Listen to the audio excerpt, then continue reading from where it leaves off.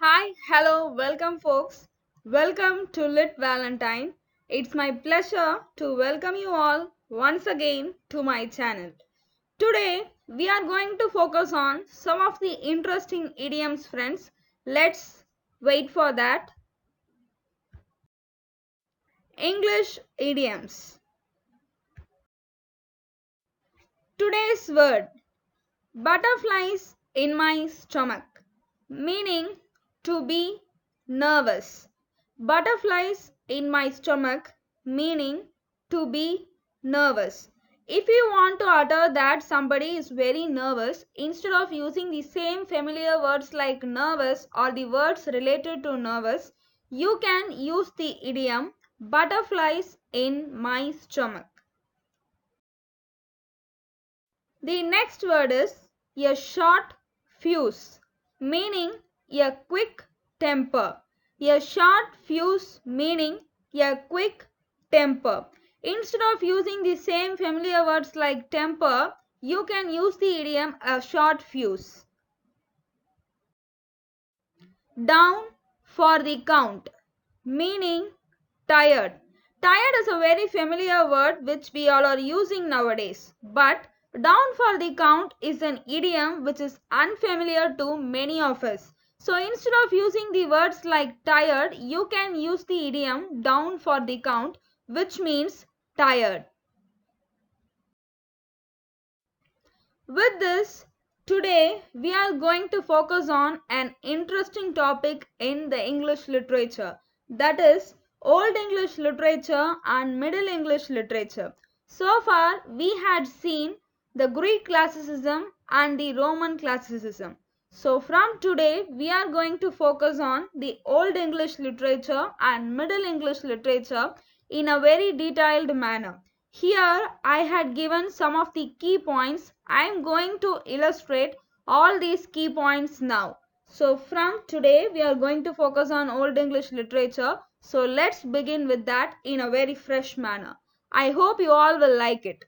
So with this, I will start giving the lecture on the key points which I had mentioned here. So here the old inhabitants of Britain were called as Celts. The old inhabitants of Britain were called as Celts. They came from somewhere in the continent and they established their society in Britain. It was actually a tribal society which dominated by kinship relations. They had their own Celtic languages and Celtic pageant religion. Do you know about Julius Caesar? 10 years before he visited Britain and he saw this is actually a nice place. He might have thought to come and conquer the Celts, but he died very soon. So after Caesar's death, many years later, the Romans invaded Celts, that is the Britain. The Romans were very militaristic people, they were very powerful people, and it was the time of the Roman Empire and the beginning of the 80s. The Romans established good infrastructure, they built roads, buildings, everything was more systemized in the Roman Britain.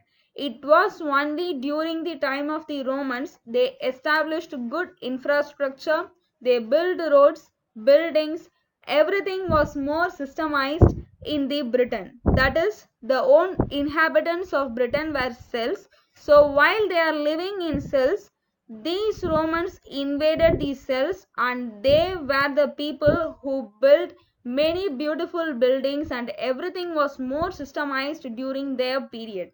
So the Celts were very happy in the Roman rule, but they were powerless. So and it was the beginning of the 5th century AD. The Romans left Britain and went back to Rome because Rome itself was attacked by barbarians. So here I had mentioned that attacks of the barbarians. So the Romans left the Britain because they were attacked by barbarians. By this time, Rome was flourished so much. The Roman generals were flourished and they lived a life of luxury without caring for military conquests anymore. So this was the great opportune moment for the barbarians to attack Rome. So all the Romans left Britain and this is the story was told by Edward Gibbon in the decline and fall of the Roman Empire. So once again I will repeat about that. So this was the time, that is during the Roman time, the Roman generals were flourished and they lived a life of luxury without caring for military conquests anymore. So this was the great opportune moment for the barbarians to attack Rome. So all the Romans who conquered Cells, that is Britain, left Britain, and this is the story, the consequences faced by the Roman people due to the barbarians' attack. All these was told by Edward Gibbon in his novel Decline and Fall of the Roman Empire. So if you take the Roman Empire, it was not only one Roman Empire, it was actually two. That is the Western Roman Empire and the Eastern Roman Empire. The Western Roman Empire fell in the time of the 5th century, and the Roman Empire, that is the Eastern Roman Empire, flourished for 1,000 years more, that is at the Byzantine Empire.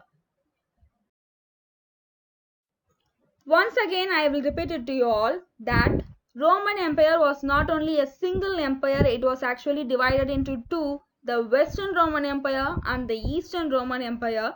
The Western Roman Empire fell in the time of the 5th century, but the Eastern Roman Empire flourished for 1,000 years more, that is the Byzantine Empire. The Eastern Roman Empire had its capital at Byzantine, and this capital fell to the Ottoman Turks in 1453.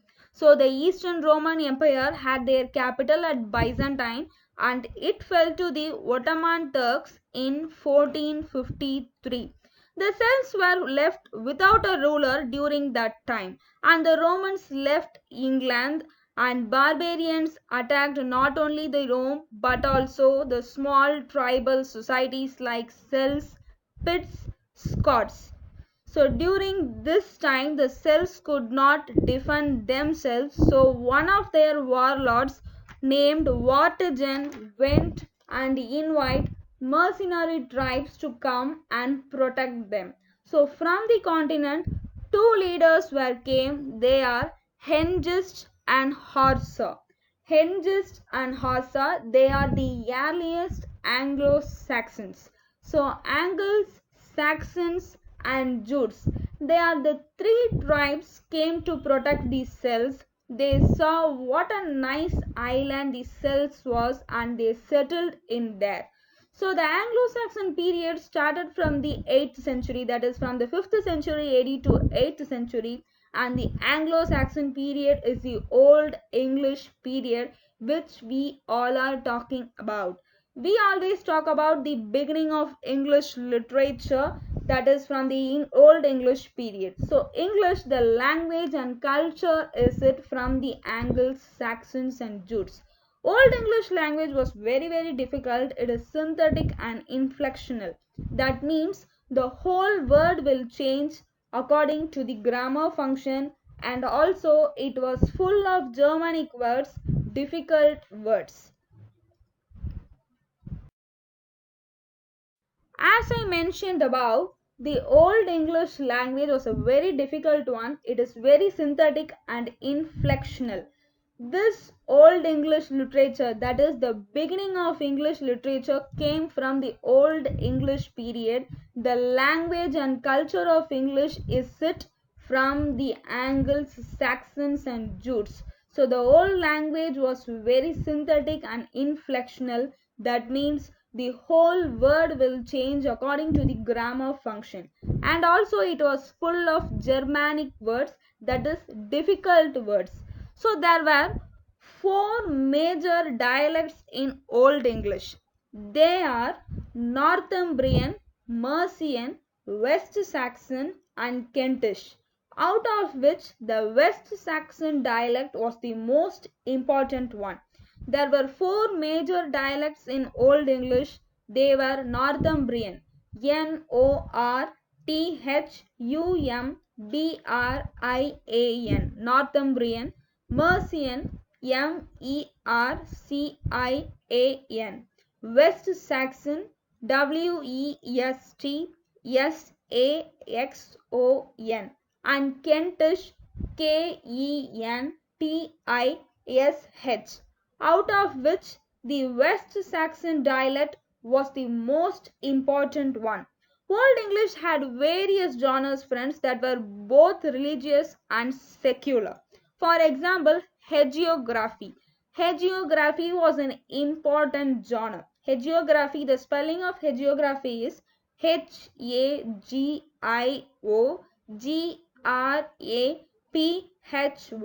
was an important genre in the Old English period. Epic was also an important one. We have the oldest textured epic in English, that is the Beowulf. Both poetry and prose were written in Old English. Both Christian and secular themes were employed in it. Most of what we know about Old English literature come from the Venerable Bede and some other historians. So the oldest writer we all know in Old English is Cadman, who is called the father of Old English literature. Cadman, Cynewulf, Aelfric, Venerable Bede, all these were important authors of Old English period, and the Old English literature was mostly oral, and it came down to us in 4 manuscripts. So the Old English literature was mostly oral and it came down to us in 4 manuscripts.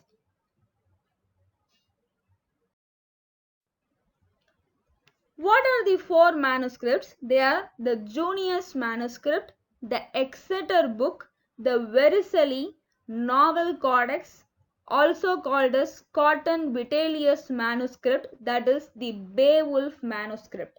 As I said you above, the Old English literature was the mostly oral one. So all the writings, all the oral topics of the Old English came down to us in 4 manuscripts. They are the Junius manuscript, Junius, Junius manuscript, the Exeter book, Exeter, Exeter book, the Vercelli, Vercelli,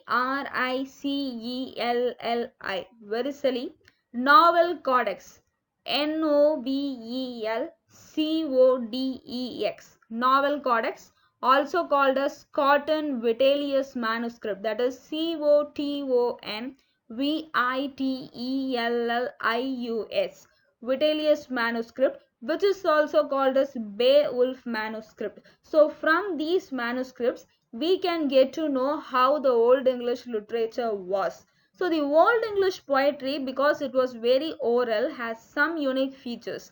It has bold and strong. When you speak Old English, you have to use certain language for its effect. For example, if I am speaking in my voice, I will use some sort of stress and intonation. So I will use some sort of intonation, some stress. In some places I will use some gestures and performance. So these are all ways to use oral language effectively. Some things are there in oral poetry too.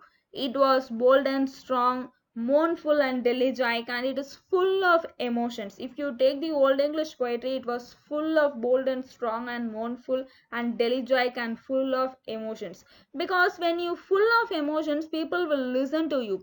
Emotion words will always touch the hearts of the people. So that is what were imbibed in Old English poetry. If you take the Old English literature, especially the Old English poetry, it is about heroes, their achievements, but it also about the futility of human life. It not only portrays about the heroes, their achievements, but it also talks about the futility of human life. Old English poetry and literature understood that human beings are not all powerful. The great brilliance and the powerful of human beings actually is a feature of Renaissance. That is where humanism started. So from the Renaissance period, the humanism started, where the human beings are considered as the central part among all the things. So from this we are going to see about the old English. So far we had seen about the Old English literature, the Old English poetry, all these things. Now I am going to continue with that. The Old English literature is not about humanistic, it is about the futility of human life. The Old English literature talks about the futility of human life, and the Old English poetry talks about the heroes' achievements and also about the futility of human life.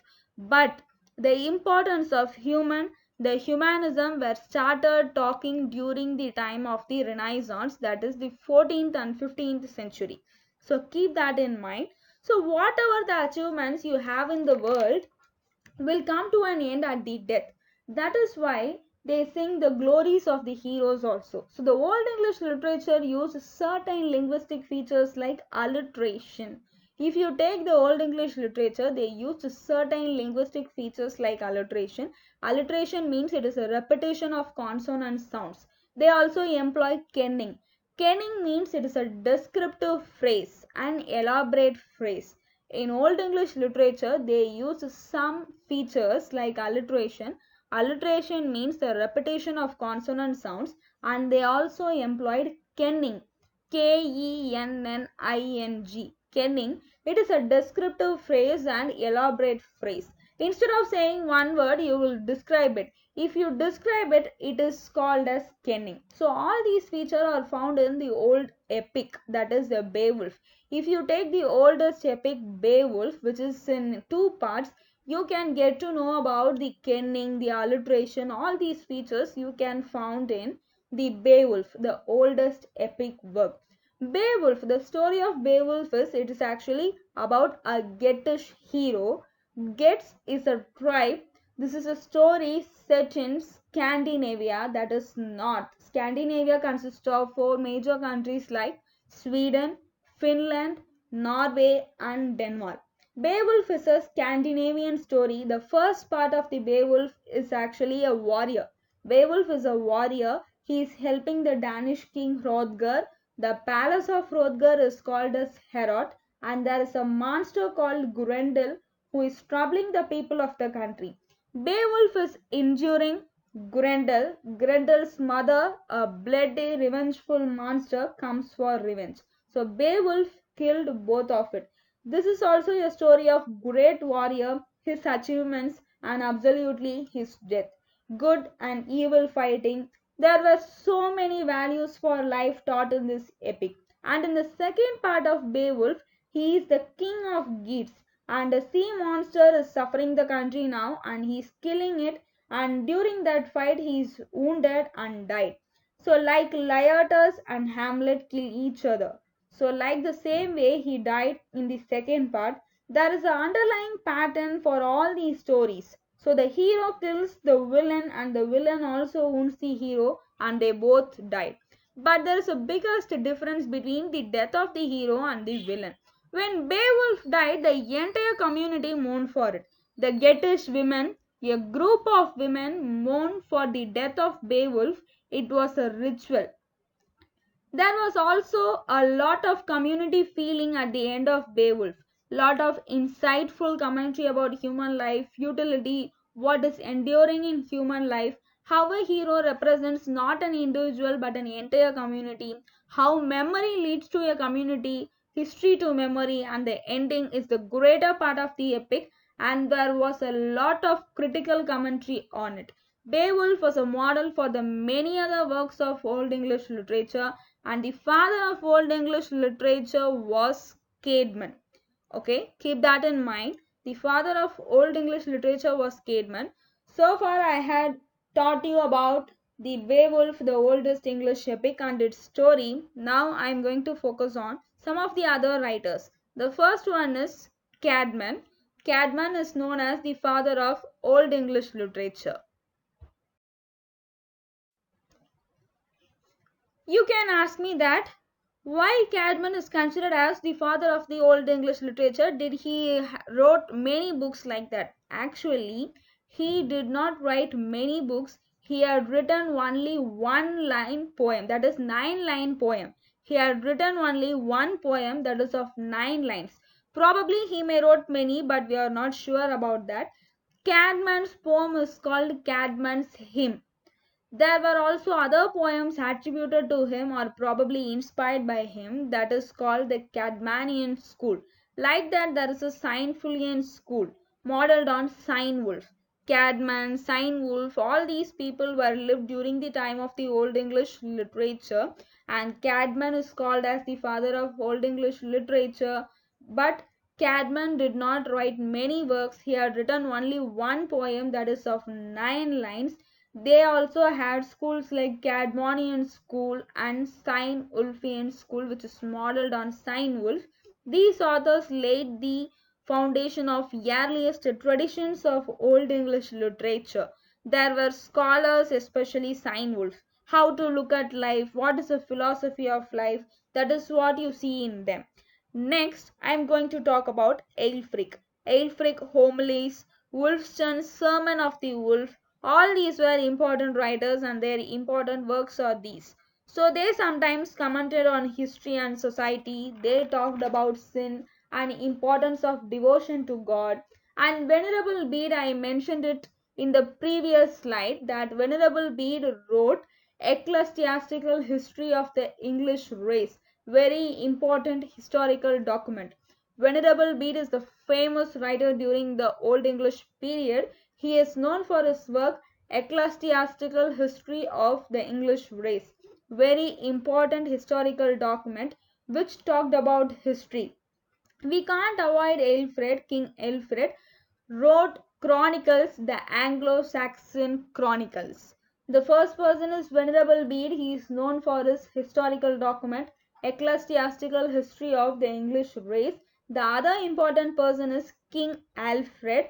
He wrote chronicles, the Anglo-Saxon chronicles, which recorded the events of Anglo-Saxon period, but not personally, of course. He may employ people to do it as he was a king, and there were lots of legends also about him. There were lots of stories, literature about him. Aelfred also known for many translations. Boethius' Consolation of Philosophy, Orosius' History of the World, Pope Gregory's Pastoral Rule or Pastoral Care, all these books are translated by Alfred. King Alfred is not only known for his work, the Anglo-Saxon Chronicle, he also translated many important works, that is, Boethius' Consolation of Philosophy, Orosius' History of the World, Pope Gregory's Pastoral Rule or Pastoral Care. All these books are translated by Alfred. Next, King Arthur. King Arthur is not an Anglo-Saxon, he is actually the Celtic king who fought against the Saxons. King Arthur also has lot of legends associated with him. They were called as Arthurian legends. The story of Arthur and his wife Guinevere and her love with Lancelot, the love story of Tristram and Isolde, the quest for the Holy Grail, all were the part of the Arthurian legends. And the Arthurian legends were written by French people mostly in the 12th century, that is the medieval period. Arthurian legends were written by Chrétien de Troyes. Arthurian legends were written by Chrétien de Troyes. You might know that Thomas Malory's Mardi Author means death of the author, that is actually during the Middle English period and then in the Anglo-Saxon period. There are also elegies, which means a passionate poem during the Anglo-Saxon period. Once again, I will repeat it to you.